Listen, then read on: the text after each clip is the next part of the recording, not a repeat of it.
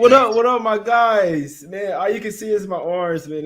That's actually pretty funny, man. I must say, floating head Jay, floating arms Jay is here, man. Nah, but it's all busy. We're back here another day trying to get some cash, man.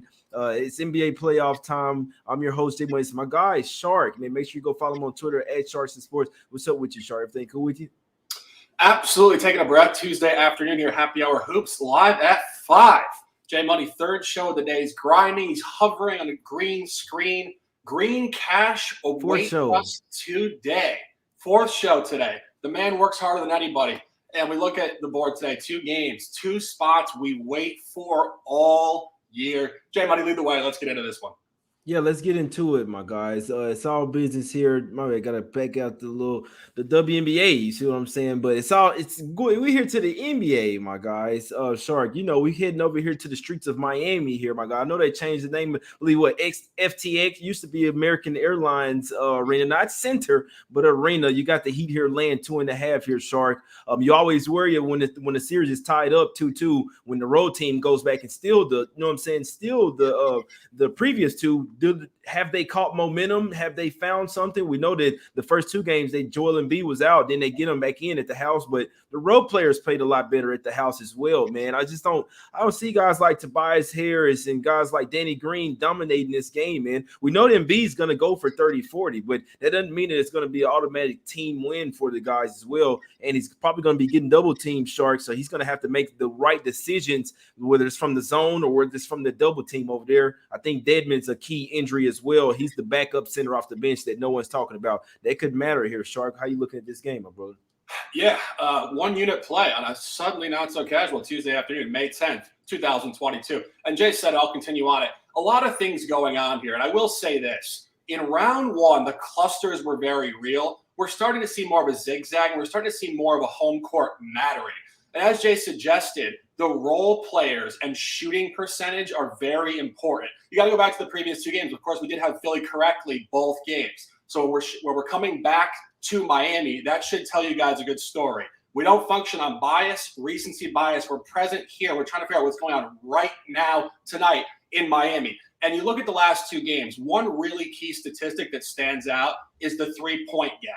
And we talk about this all the time. I've been saying this for years. Steph Curry changed the game for better or worse. In the 1990s, teams were not losing playoff games by 8 points because they got outscored by 27 from 3. And the 3-point gap was identical in games 3 and 4. In both games, Miami shot below 28% from 3, 7 made 3 balls, and Philadelphia made 16 and outscored them by 27 in both games. Of course, you go back to the last game. We saw it down the stretch. James Harden just turning back the clock. 2015 Harden, dribble, step back, swish. And we tracked the line functionality. Final point on this. It's absolutely clean stuff here. First game of the series in Miami, -7.5, came out to 8 blowout. We had that correctly. Came down to 3 on the road. That was short. Philadelphia win. And then Philadelphia -1.5, very strong. Now it comes the other direction. Opened at 3.5. It's coming down to 2.5. I think people oftentimes just capping based on recency bias. Now all of a sudden the same people that said you can't take Philly are telling us you can't take Miami. It's all just the same stuff. People expecting the past to immediately repeat itself. And one final point.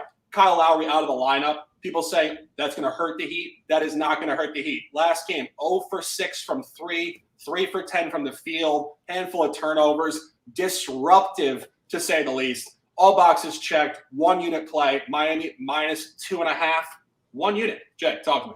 Yeah, I can't talk you off here, man. I do think that the Heat are obviously it's a pivotal game 5. I appreciate you in the chat, my guy Marcelo for that $20 tip. I appreciate that.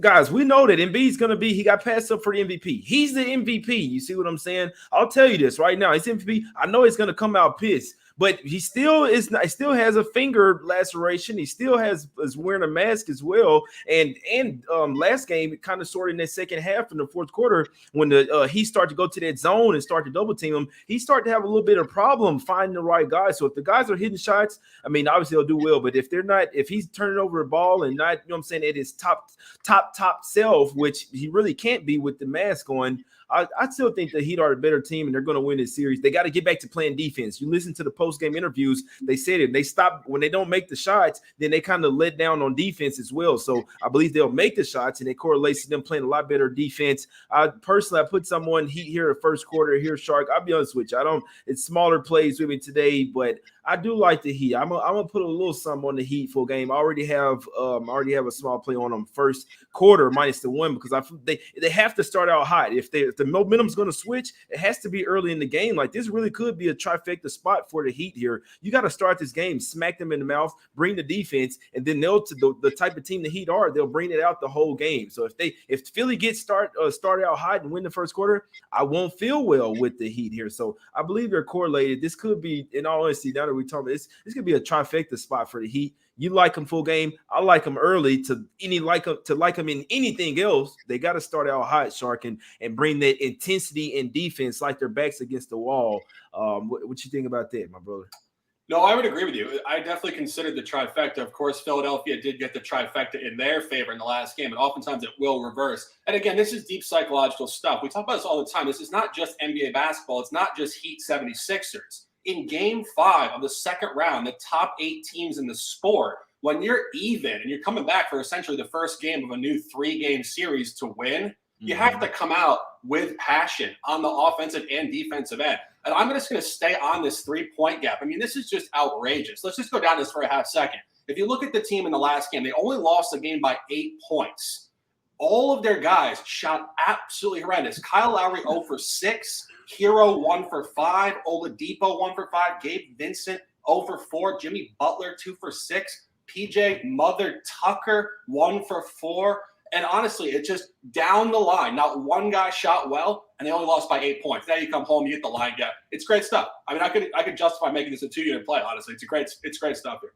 Let's cash the Heat, man. I like them. I like them full game too, man. Let's get some cash here, Shari. We don't really need to say much else about it. You see what I'm saying? First quarter and first half. Let's get some cash. Let's burn them up with the Heat. Let's eat some spicy chicken, man. Maybe some lemon pepper wings just for Rick Ross or something today. Nah, I'm messing with y'all. Let's go over here to the streets of Phoenix here, my guys. We got the Suns here, laying 6 versus the Mavs, Shark.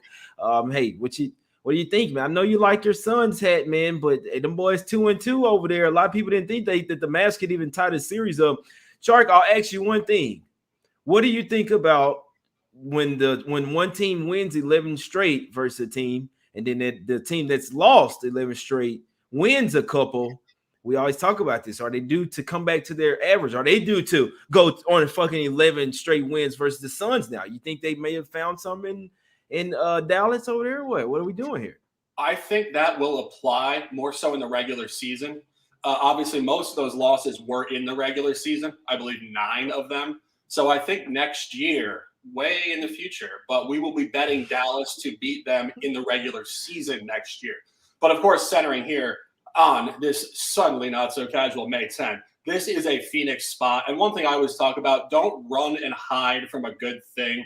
This line is showing significant strength. In the last game, Phoenix did bump up to -2 on the road off a +1.5 loss. That was a Phoenix line.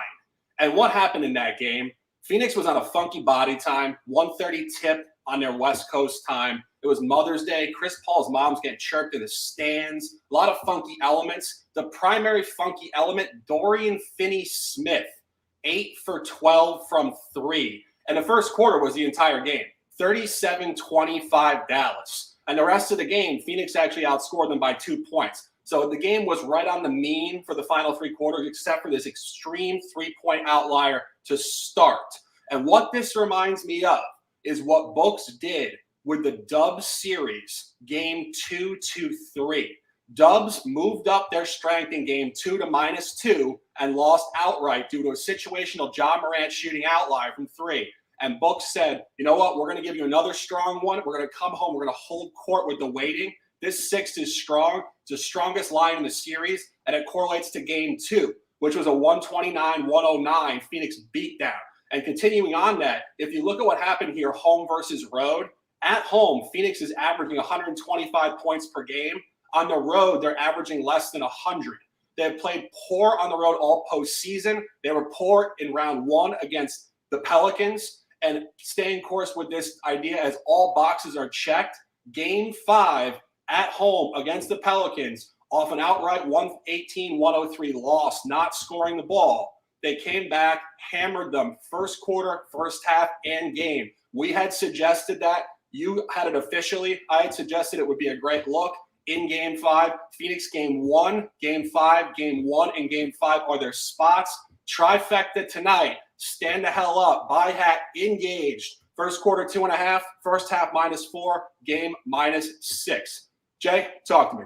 Yeah, I wish you the best of luck, my guy. I'm not betting this game. It's not even a fanboy, but I do have a small sense that maybe the Mavs they start to play different players. They really starting to get used to how to guard this team. The Suns are still the championship favorite. I wouldn't be a bit surprised they come in here and win this game by 20. And you cash your trifecta. But on the other, and when I'm betting something, it's like, all right, there is no other side. But yeah, the other side is me telling me that the Mavs maybe have these guys figured out. They won 2 straight games at the house where the Suns have been owning them regardless, even in Dallas. You see what I'm saying? The way that we're looking at this series, how much of a favorite they were supposed to win one of those games in Dallas, but they didn't. You see what I'm saying? And they letting different guys get hot. This is the way I'm looking at the game. Finney Smith, Kleba, and Reggie Bullock have been with those games where they're making shots, they have a chance to win. And that's big because that's outside of the other 3 main ball handlers, Dinwiddie, Brunson, and Luka. Obviously, Luka could go for 40. It's a matchup nightmare for any team. So I worry about them. They're starting to play Frank Nicotino on Devin Booker. He doesn't like it.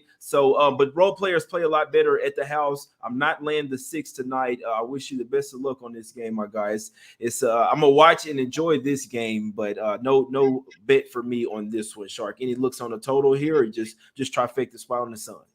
Yeah, and just one final point. I discussed with the Philadelphia series those gaps, 27.3 point gaps on the road. That game, the previous game here, Game 4, was a +33 gap for Dallas in the 3-point category. So when you win the game by 10 points, but you outscore them by 33, that's going to tighten up. And again, I just think that we're looking at how Phoenix played on the road at the Pelicans as well. Pelicans are not nearly as good as Dallas. Pelicans played them tough at home. I think Phoenix just does not travel well in the playoffs this year. They come home here. It's their spot tonight. I think the Pelicans won one in Phoenix too, didn't they, if I ain't mistaken? Yeah, they won Game 2. Yeah. And we had said that when we were capping this. Have happened. When we were capping it, remember we said this actually going back to last year. Phoenix in round 1 had lost Game 2 to Lakers at home. Phoenix does play to that general template. They play the same game. And they're on the road. They come out flat. They're 0-2 first quarter, last 2 hammered, 29-20 Game 3. Of course, last game 37-25. This is a turn-up spot. There's just no way around it. The total, I don't have anything on the total, though. Total is just I can see it. But now that I'm thinking about it, now they lost a game to the Pelicans at the championship. They shouldn't have done that. They shouldn't have done that. If the Pelicans could get one in Phoenix and the Mavs on a whole different level, I don't see why he can't, man. So I don't know. It's a tough one. It's a tough game for me. I'm not betting it, man. I hope you catch. I'm gonna watch this game, try to enjoy it, man. Right, talk about some shirts, man. Good, y'all hit me up for shirts. We got Jay and Shark shirts. If you'd like to get one of the collab shirts, you get a free pair of glasses, my guys. Until Friday, any all Jay and Shark shirts orders will get a free pair of swag glasses. You can even get these. You can get these. You can get some of the other ones. You see what I'm saying? I'll switch them up, man. We got a lot of different pair of glasses over here. But hit me up. Put it in the comments if you want some glasses. Smack City, us against the bookies. Let's get some cash. All that, man. Let's do it. Let's appreciate everybody for support. My guy Vincent, I told him I'd give him a shout out as well. He's gotten 3 shirts. He's getting shirts for other people and shit. And I appreciate you, Vincent, my brother. Got to shout out everybody, man. But let's get to some free picks. Shark, what you like in today's card, my brother? Absolutely. 4 top plays, 9 words of lifestyle. Ride the wave out of the water. Miami Heat -2.5 in the first game. Full game trifecta. Phoenix Suns. It's now or never. It's what they do. They come home off losses. They play well in their home gym. Game 5, when you're tied, is game 1 of a 3-game series. Must win, must turn up. Regression to the mean within the series, not over the last 15.